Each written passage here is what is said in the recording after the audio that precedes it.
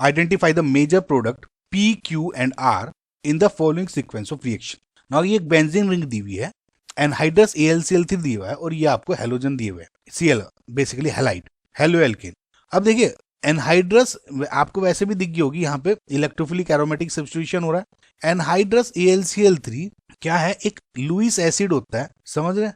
तो Lewis acid एकदम से उसे इलेक्ट्रॉन्स चाहिए होते हैं। क्या होता है, CH3 CH2 CH2 है, जब AlCl3 के पास रिएक्ट करेगा तो क्या होगा, ये प्रॉपर इसको अपनी तरफ खींच लेता है। ओके, ये पूरा का पूरा, और यहाँ पे एक पॉजिटिव चार्ज बना देते हैं। बहुत कॉमन रिएक्शन है, आपने कई बार इसकी प्रैक्टिस भी की होगी।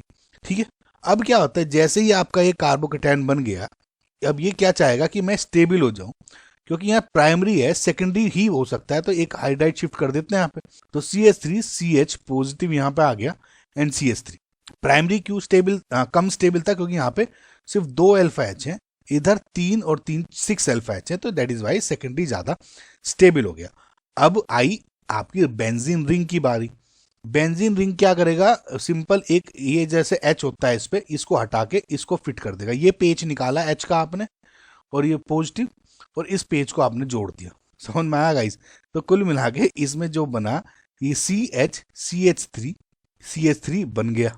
अब ये हुआ आपका ए प्रोडक्ट, सॉरी पी की बात हो गई। इसको अगर आप गौर से देखेंगे, इसको क्या बोलते हो आप, क्यूमीन, करेक्ट।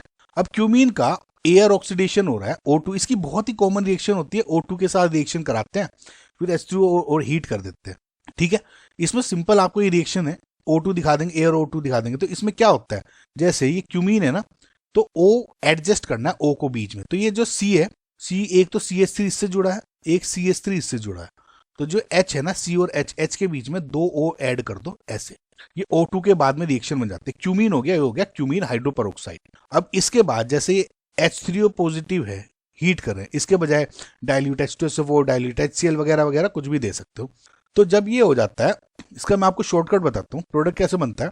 एक तो ग्रुप ये वाला निकल जाता है अलग, ठीक है। तो जब इसको लिखते होगे तो कैसे होगा, CH3 C double bond O CH3, और जो ये OH है ये रिंग के साथ जुड़ा रह जाता है, यानी ये, समझ में आ रहा है? तो ये तो हो गया एसीटोन और ये हो गया फिनोल।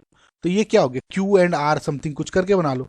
तो अगर आप गौर से देखोगे, जो ऑप्शन नंबर D है, P में तो ये हो गया क्यूमीन, यही दिखा रहे हैं। Q क्या हो गया, फिनोल, एंड R क्या हो गया, acetone, correct. So I hope guys आपको जो क्वेश्चन है समझ में आया होगा।